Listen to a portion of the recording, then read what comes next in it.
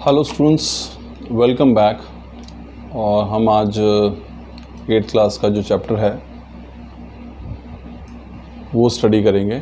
हमारा जो चैप्टर है वो है conservation of plants and animals. इससे पहले हम इसके 2 लेक्चर्स जो हैं ऑलरेडी आप लोगों से शेयर कर चुका हूं मैं, और आज हम तीसरा जो है लेक्चर इस चैप्टर का वो पढ़ने जा रहे हैं। और हमारा जो आज का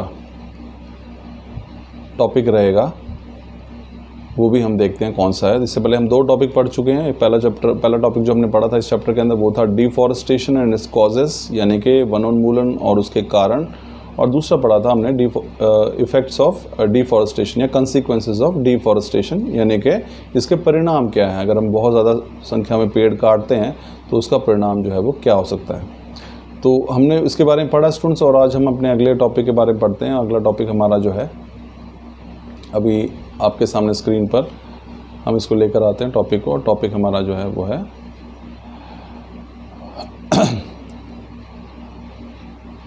बायोस्फीयर रिजर्व।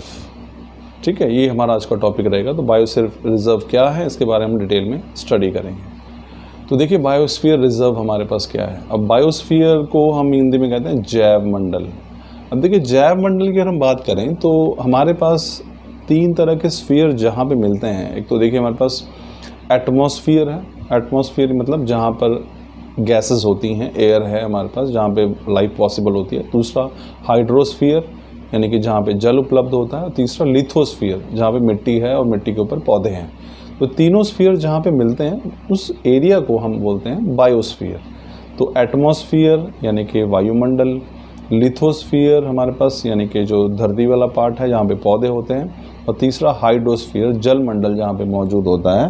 तो जल मंडल, स्थल मंडल और वायुमंडल, जहाँ पर तीनों ये मंडल मिलते हैं, जल, स्थल और वायु, वहीं पे होता है संभव क्या, जीवन, यानी कि बायो, यानी कि जैव मंडल। तो स्थल मंडल, जल मंडल और वायुमंडल मिलकर क्या बनाते हैं, बायोस्फीयर बनाते हैं, यानी कि जैव मंडल बनाते हैं। रिजर्व हम लोग कहते हैं कोई भी ऐसी जगह जिसको के संजो कर रखा जाता है, बचा कर रखा जाता है। तो आज हम पढ़ेंगे बायोस्फीयर रिजर्व के बारे में। तो आइए जानते हैं क्या है। देखिए क्या है, biosphere reserve is a large protected area for the conservation of wild life, plants, animal resources and traditional tribal life in an area. तो बायोस्फीयर रिजर्व क्या है, लार्ज प्रोटेक्टेड एरिया है। प्रोटेक्टर मतलब जिसको प्रोटेक्ट किया गया है, जिसको गवर्नमेंट के द्वारा जिसको प्रोटेक्शन दी गई है। किसके लिए, उसमें वहाँ क्या किन किन चीज़ों की प्रोटेक्शन है, वाइल्ड लाइफ यानी कि वन्य जीव जहाँ पे प्रोटेक्टेड हैं, सुरक्षित हैं, प्लांट्स पौधे जहाँ पे सुरक्षित हैं, एनिमल रिसोर्सेज और जहाँ पे जो संसाधन हैं जिसे जो मनुष्य काम में आ सकते हैं वो भी, और ट्रेडिशनल ट्राइबल लाइफ। अब देखो कई बार क्या होता है, कुछ जगह पे जंगलों में जहाँ पे के वन्य जीव रहते हैं, पौधे हैं, बहुत बड़े बड़े वन हैं, वहाँ पे कुछ प्रजाति जो मनुष्यों की कुछ ट्राइब्स भी रहती हैं, कुछ जनजातियाँ भी रहती हैं। तो बायोस्फीयर रिजर्व इन सभी की सुरक्षा करते हैं, वाइल्ड लाइफ की भी, यानी कि जो वन्य जीव हैं उनकी भी, पौधों की भी, एनिमल्स की भी, रिसोर्सेज की भी, और ट्रेडिशनल ट्राइबल लाइफ। तो ऐसी जगह जिसको संरक्षण दिया जाता है सरकार के द्वारा, किसको, जहाँ पे वाइल्ड लाइफ, वन्य जीव, पौधे और जीव जंतु हैं, और साथ साथ वहाँ के रहने वाली जनजातियाँ हैं उन एरियाज़ की, उनको सुरक्षा प्रदान की जाती है जिस एरिया में। वही क्या कहलाते हैं, वही कहलाते हैं बायोस्फीयर रिजर्व। तो बायोस्फीयर रिजर्व हमारे पास क्या है, ये वास्तव में वो जगह हैं, प्रोटेक्टेड एरियाज़ हैं जहाँ पे के wild life, plants, animal resources और ट्रेडिशनल ट्राइबल लाइफ को प्रोटेक्ट किया जाता है। अब बायोस्फीयर रिजर्व में also contain other protected areas. एक बायोस्फीयर रिजर्व जो होता है उसमें कुछ और सुरक्षित जो हैं इलाके भी आते हैं। उदाहरण के तौर पर हम लेते हैं जैसे कि पंचमढ़ी बायोस्फीयर रिजर्व है। अब पंचमढ़ी जो है जैव मंडल आरक्षित क्षेत्र है। यहाँ पे इसके अंदर क्या है, इसके अंदर एक नेशनल पार्क भी है जिसको हम सतपुड़ा के नाम से जानते हैं, और यहाँ पे 2 वाइल्ड लाइफ सेंचुरीज भी हैं, एक को बोरी और दूसरे को पंचमढ़ी के नाम से जाना जाता है। तो बायोस्फीयर रिजर्व में और भी कई क्षेत्र होते हैं जो कि प्रोटेक्टेड होते हैं, जिसमें कि नेशनल पार्क आ सकते हैं या फिर वाइल्ड लाइफ सेंचुरीज भी आ सकती हैं। तो आप समझ सकते हैं स्टूडेंट्स कि जो बायोस्फीयर रिजर्व है वो वास्तव में बहुत बड़ा इलाका होता है, जहाँ पे वन्य जीवों को, पौधों को, संसाधनों को और वहाँ पे रहने वाली जनजातियों को सुरक्षा प्रदान की जाती है कि वो सुरक्षित तरीके से प्राकृतिक रूप से रह सकें।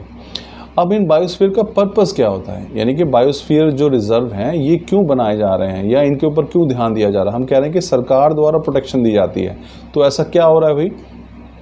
तो इनका पर्पस क्या है, देखिए, biosphere reserve protect an areas biological diversity, यानी जो बायोस्फीयर रिजर्व्स हैं वो वास्तव में किसी भी एरिया के, किसी भी स्थान के जो बायोलॉजिकल डाइवर्सिटी है, जो जैव विविधता वहाँ पाई जाती है, उसको सुरक्षा प्रदान करती है। तो कि मान लीजिए आप हिमालय के पर्वतों की बात करें, वहाँ पे बड़े बड़े रिजर्व्स हैं, बायोस्फीयर रिजर्व हैं। अब अगर वहाँ पे हम सुरक्षा प्रदान नहीं करेंगे तो लोग क्या करेंगे, वहाँ पे पेड़ों को काटना शुरू कर देंगे, जीवों का शिकार करना शुरू कर देंगे, वन्य जीवों का। वहाँ की जो ट्राइबल जातियाँ हैं वो वहाँ से डर के भाग जाएंगी, वो वहाँ से विस्थापित हो जाएंगी। तो पूरा का पूरा जो हमारा वन्य प्राणी हैं, जीव हैं, जंतु हैं, संसाधन है और जो जनजातियों के लोग वहाँ रह रहे हैं काफ़ी सालों से, उनको नुकसान पहुंचेगा। तो बायोस्फीयर क्या करते हैं, ये इन चीज़ों को प्रोटेक्ट करते हैं। चलिए दूसरा देखते हैं क्या है। Biosphere reserves are large areas of protected land dedicated to preservation of wild life and wild animals and plants. तो बायोस्फीयर रिजर्व्स हैं वास्तव में बहुत बहुत विशाल जो है सुरक्षित लैंड होती है, जहाँ पे किसको हम सुरक्षा प्रदान करते हैं, वहाँ पे रहने वाले वाइल्ड एनिमल्स को और दूसरा क्या, प्लांट्स को, है ना। It also intend to restore the traditional way of life of the tribals who live in that area. तो ये जो बायोस्फीयर रिजर्व हैं ये भी सुनिश्चित करते हैं कि वहाँ पे उस जगह पे जो रहने वाले आदिवासी लोग हैं या जनजाति के, विशेष जनजाति के लोग हैं, उनको जो है वो सुरक्षा प्रदान की जाए। ऐसा ना हो कि हम उनको वहाँ से डिस्प्लेस कर दें, विस्थापित कर दें, उनकी जो जीविका है वहाँ पे वन है उनको हम काट दें या फिर नुकसान पहुँचाएं। तो ये पर्पस है बायोस्फीयर रिजर्व का। अब देखिए बायोस्फीयर रिजर्व की अगर हम बात करें तो बायोस्फीयर रिजर्व को हम 3 जोन्स में बांटते हैं। अब हम कह रहे हैं सुरक्षा भी प्रदान करते हैं। सुरक्षा प्रदान करने का मतलब ये तो नहीं कि आप किसी बायोस्फीयर रिजर्व के बारे में कोई जान ही ना सकें, वहाँ पे रहने वाले वन्य जीवों को देख ही ना सकें, या तो इसलिए हम क्या करते हैं वहाँ पे इन बायोस्फीयर्स को हम 3 जोन्स में डिवाइड करते हैं, है ना। तो 3 जोन्स क्या हैं और उसमें किस तरह की हम एक्टिविटीज़ कर सकते हैं वो उसके बारे में हम पढ़ते हैं। तो बायोस्फीयर रिजर्व जो है it is differentiated into 3 zones, 3 zones में बांटा जाता है। सबसे पहले हमारे पास क्या, कोर एरिया। अब देखो कोर एरिया, अगर मैं यहाँ पे डायग्राम बना के, यहाँ पे डायग्राम भी है, अगर आप इसको समझना चाहें तो यहाँ से समझ सकते हैं इसको। ये हमारे पास क्या है कोर एरियाज़ में, इसको समझिए यहाँ पे, ठीक है। तो सबसे पहले हमारे पास क्या है, अगर आप देखेंगे ये हमारे पास है कोर एरियाज़। हम बात कर रहे हैं कि बायोस्फीयर रिजर्व के 3 जोन्स होते हैं। तो सबसे पहला जो कोर एरिया वो ये वाला एरिया है, सबसे सेंटर वाला एरिया है ना। कोर एरिया क्या है, अभी इसमें क्या है, these are strictly protected regions where no human activity is allowed, safeguarding critical habitats and species. ये वास्तव में क्या है, जो कोर है किसी भी बायोस्फीयर का, बिल्कुल कोर जो सेंटर वाला हिस्सा है, यहाँ पे मनुष्यों की कोई भी गतिविधियाँ जो हैं वो अलाउड नहीं होती हैं, कोर एरियाज़ हैं। इससे क्या होता है कि वास्तव में जो जीव हैं उनके जो प्राकृतिक हैबिटेट्स हैं, यानी जहाँ पे वो रहते हैं जिन स्थानों पे, उनको और स्पीशीज़ जो वहाँ पे रहती हैं उनको प्रोटेक्ट किया जाता है ना। तो ये हमारे पास कोर एरियाज़ हैं। इसके बाद अगला जो आता है हमारे पास वो बफर जोन है। अब आप देखिए कोर जोन के ऊपर यहाँ पे दूसरा जोन, अगर आपको डायग्राम देखेंगे तो यहाँ पे ये कौन सा है, ये बफर जोन है ना। बफर जोन क्या है, सराउंडिंग द कोर एरियाज। ये वो स्थान है जो कोर एरिया के चारों तरफ होता है। These zones allow for limited human activities that is compatible with conservation such as research and education.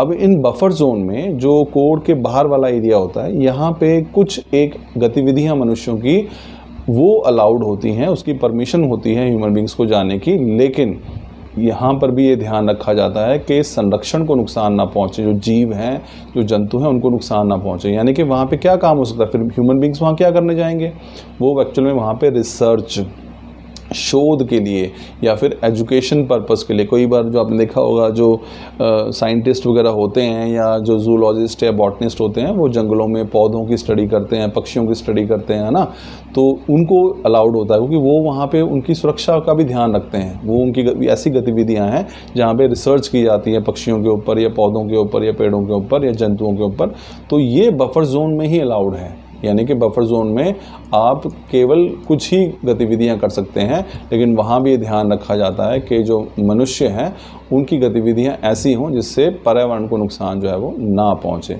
अब सबसे लास्ट वाला जो ए जोन है स्टूडेंट्स, वो हमारे पास आप देख सकते हैं यहाँ पे, वो कौन सा है, वो है ट्रांजिशन जोन। तो ये सबसे आखिरी वाला हिस्सा है और जैसा आप देख रहे हैं हम धीरे धीरे जो मुख्य हैबिटेट्स हैं या जीव हैं उनसे दूर जाते जा रहे हैं। अब ट्रांजिशन एरियाज़ हमारे पास कौन से हैं, हमारे पास ट्रांजिशन एरियाज़ देखिए क्या, these are the regions where sustainable development practices are encouraged, allowing communities to engage in agriculture, tourism and other activities that support both their livelihoods and conservation goals। अब transition areas में काफ़ी सारी गतिविधियां allowed हैं, लेकिन यहाँ पर भी सस्टेनेबल डेवलपमेंट का ध्यान रखा जाता है। सस्टेनेबल डेवलपमेंट का मतलब है कि हम अपने ज़रूरतें तो पूरी करेंगे इस जगह पे, लेकिन कहीं पर भी पर्यावरण को, वनों को या बायोस्फीयर जो है जैवमंडल, उसको नुकसान नहीं होने देंगे। तो इसमें क्या है, यहाँ पे आप एग्रीकल्चर भी कर सकते हैं लोग, यहाँ पे टूरिज़्म, टूरिस्ट जो हैं वो घूमने के लिए आ सकते हैं इस एरिया में, और कुछ और एक्टिविटीज़ भी कर सकते हैं लोग जिससे कि उनकी जीविका जो है वो चलती रहे, और साथ साथ जो कंजर्वेशन, जो संरक्षण के जो गोल्स हैं वो भी हम लोग मेंटेन करके रखें। तो ट्रांजिशन एरियाज़ में आप देखेंगे सबसे ज़्यादा गतिविधि मनुष्यों की कहाँ पे होती हैं, ट्रांजिशन एरियाज़ में, है ना। तो कोर एरियाज़ में क्या है, सबसे सेंटर में जहाँ पे ह्यूमन एक्टिविटीज़ अलाउड ही नहीं है। बफर जोन्स में एक्टिविटीज़ अलाउड है ह्यूमन बींग्स की, लेकिन केवल रिसर्च और एजुकेशन के पर्पज़ से, शोध और शिक्षण की को ध्यान में रखे। और ट्रांजिशन एरिया जो सबसे बाहर वाला एरिया होता है किसी भी बायोस्फीयर का, यहाँ पे आप काफ़ी सारी एक्टिविटीज़ कर सकते हैं, अलाउड होती हैं।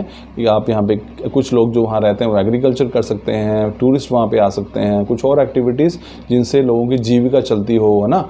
और लेकिन ये सब काम भी तब होंगे केवल और केवल जब कंजर्वेशन गोल्स को ध्यान में रखा जाएगा, यानी संरक्षण के जो एम हैं, जो गोल्स हैं, वो हमेशा ध्यान में रखे जाएंगे। तो ये स्टूडेंट्स हमने पढ़ा बायोस्फीयर रिजर्व के बारे में। बायोस्फीयर हमारे पास क्या होता है, बड़ी जल्दी से इसको रिवाइज करते हैं। बायोस्फीयर हमारे पास हमने पढ़ा कि एक बहुत ही लार्ज प्रोटेक्टेड एरिया है जहाँ पे wild life, plants, animal resources और ट्रेडिशनल जो ट्राइबल लाइफ है यानी कि जनजातियाँ हैं वहाँ पे उनको सुरक्षित रखा जाता है और सरकार द्वारा उनको प्रोटेक्शन दी जाती है। बायोस्फीयर के पर्पस मेन 3 हैं। एक तो उस विशेष स्थान की बायोलॉजिकल डाइवर्सिटी को प्रोटेक्ट करना यानी जैव विविधता को बचा के रखना।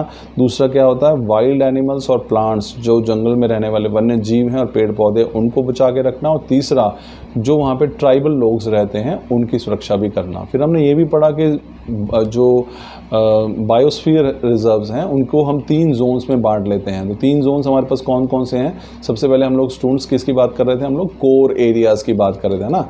तो जो बायोस्फीयर रिजर्व है उसमें सबसे सेंटर के अंदर क्या आता है, उसमें सबसे सेंटर के अंदर आते हैं कोर एरियाज़। कोर एरियाज़ वो जगह होती है बायोस्फीयर की जहाँ पे कोई भी ह्यूमन एक्टिविटी अलाउड नहीं होती है। बिल्कुल सेंटर वाला पार्ट है, आप देख सकते हैं यहाँ पे कोई भी एक्टिविटी अलाउड नहीं है ह्यूमन बींग्स की। यहाँ पे जीवों को उनके प्राकृतिक रूप में जिस प्रकार से वो रहते हैं वैसे ही रहने दिया जाता है।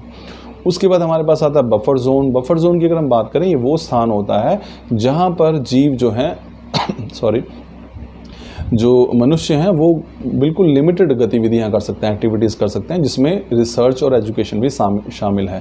फिर फाइनली सबसे बाहर वाले एरिया को हम ट्रांजिशन एरियाज़ कहते हैं और ये जोन कहते हैं। ये वो स्थान है जहां पर स्टूडेंट्स के ह्यूमन एक्टिविटीज़ काफ़ी ज़्यादा अलाउड होती हैं, लेकिन फिर यहाँ पर भी कंजर्वेशन को ध्यान रखा जाता है ना। तो कुछ एग्जाम्पल्स हम देखते हैं, उदाहरण देखिए बायोस्फीयर रिजर्व्स के। उसमें हमारे पास है पंचमढ़ी बायोस्फीयर रिजर्व जो कि इंडिया में है, और सुंदरबन बायोस्फीयर रिजर्व, ये भी इंडिया में ही है। ये सुंदरबन डेल्टास भी उसके नाम से भी जाना जाता है हमारे पास। तो ये दोनों ही बायोस्फीयर रिजर्व के उदाहरण हैं। तो आई एम श्योर स्टूडेंट्स आप लोगों को ये टॉपिक समझ में आया होगा। बायोस्फीयर रिजर्व्स क्या होते हैं, इनका पर्पज़ क्या है, इनको हम कितने जोन्स में बांटते हैं और इनके एग्जाम्पल्स। Thank you.